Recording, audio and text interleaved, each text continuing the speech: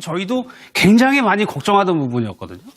근데 굉장히 좀 의아한 측면이 있어요. 예. 왜냐하면 변호인이 일단은 이제 구치소에 들어가기 전에 근데 이런 부분이 있어요. 이제 서울구치소 같은 데는요 들어갈 때 이 전자장비에 의해서 그 휴대폰이랄지 다른 걸 가지고 들어가는지 다 검사를 합니다.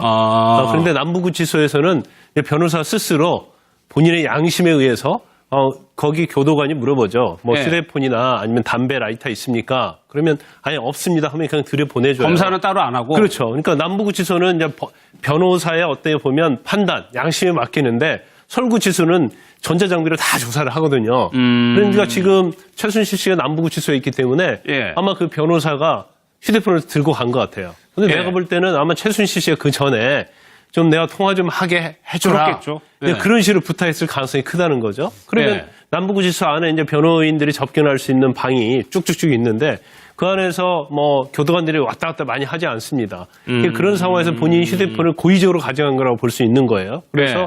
휴대폰을 넘겨줬고 통화를 한 2번 정도 하다가 그걸 들켰고 근데 교도관들이 이제 그런 걸 적발을 하면 예. 검사한테 보고를 하도록 돼 있어요. 더군다나 이 사건은 국정농단과 같은 큰 사건이기 때문에 근데 검사가 법정에서 이런 일 재발하지 않도록 해주라. 그러면서 재판장한테 얘기를 했고 재판장이 예. 또 그 부분을 고지하면서 경고를 했어요. 근데 우리가 우려했던 것처럼 뭐 이렇게 구치소에서 뭐 전화 통화한다는 게 굉장히 상상할 수 없는 거잖아요. 예. 그런데 그런 게 이루어졌다는 것 자체가 역시 최순실이구나, 이제 최순실 씨구나라는 생각이 들면서 예. 아마 그 변호사는 아마 징계를 받았을 가능성이 크죠. 아니, 이 장면이 드라마나 영화에서 저희가 익숙하게 많이 봐왔던 장면, 구치소에 갇혔는데 아주 자유롭게 생활하면 전화까지 다 쓰고. 최순실씨가 그랬다는 거거든요. 우리가 첩보 영화라든가 또는 뭐 추리 영화에서 많이 본 장면 아니겠습니까? 예. 우리가 상상해서는 그렇게 하지만 실제로 면회를 가거나 또는 변호사 접견 이 상황을 아시는 분들은 사실상 거의 어렵다. 그리고 만일의 경우 이것이 적발될 경우에는 그에 상응하는 또 벌칙을 받기 때문에 쉽지 않아 보이는데요. 예. 그러나 최순실 씨는 그동안에 무소불위의 그런 행태를 보이지 않습니까? 과거에 뭐 서울구치소에 있을 때도 물 같은 경우는 사실은 다 사용 제한이 있는데도 그런 불구하고 얘기도 나왔죠. 최순실 씨는 예. 정수된 물, 뭐 이런 부분을 마음대로 사용했고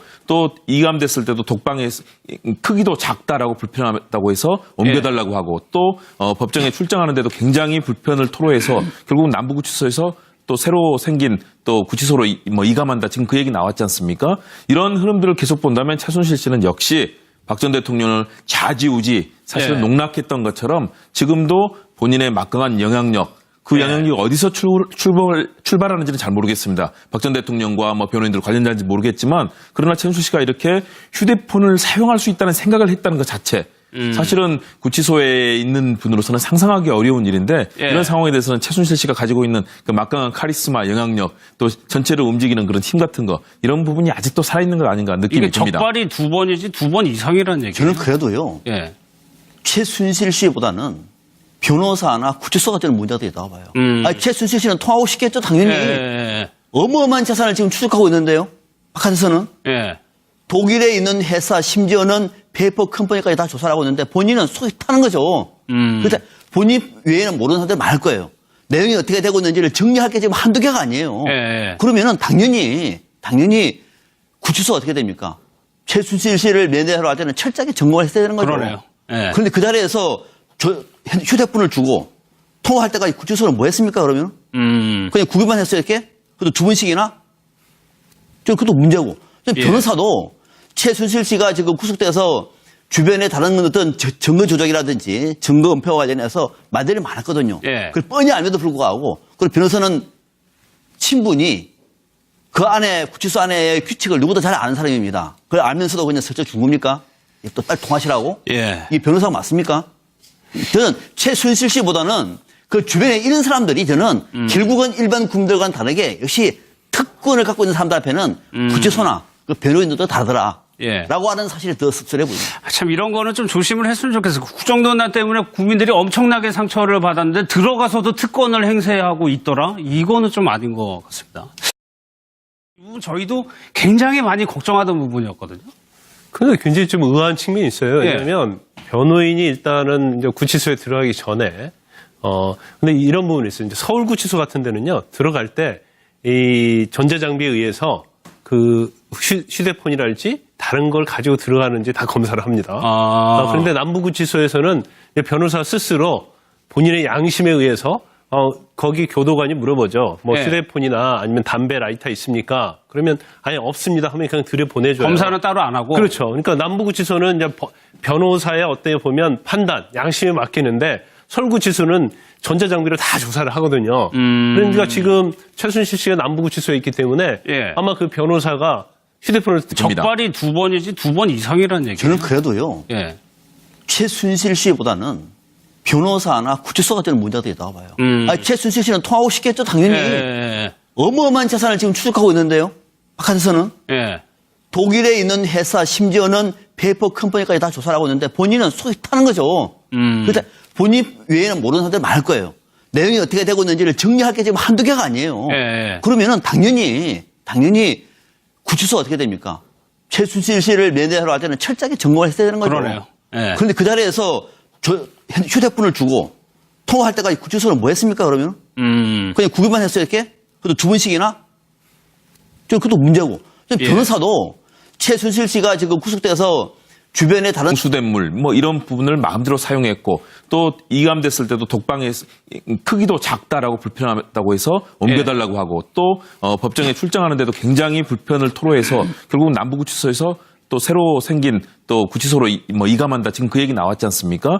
이런 흐름들을 계속 본다면 최순실 씨는 역시 박 전 대통령을 좌지우지 사실은 예. 농락했던 것처럼 지금도 본인의 막강한 영향력 그 네. 영향력이 어디서 출발하는지는 잘 모르겠습니다. 박 전 대통령과 뭐 변호인들 관련자인지 모르겠지만 그러나 최순실 씨가 이렇게 휴대폰을 사용할 수 있다는 생각을 했다는 것 자체 사실은 구치소에 있는 분으로서는 상상하기 어려운 일인데 예. 이런 상황에 대해서는 최순실 씨가 가지고 있는 그 막강한 카리스마, 영향력 또 전체를 움직이는 그런 힘 같은 거 이런 부분이 아직도 살아있는 것 아닌가 느낌이 이게 들고 간 것 같아요. 근데 예. 내가 볼 때는 아마 최순실 씨가 그 전에 좀 내가 통화 좀 하게 해줘라. 그렇겠죠. 예. 그런 식으로 부탁했을 가능성이 크다는 거죠. 그러면 예. 남부구치소 안에 이제 변호인들이 접견할 수 있는 방이 쭉쭉쭉 있는데 그 안에서 뭐 교도관들이 왔다 갔다 많이 하지 않습니다. 그런 상황에서 본인이 휴대폰을 고의적으로 가져간 거라고 볼 수 있는 거예요. 그래서 네.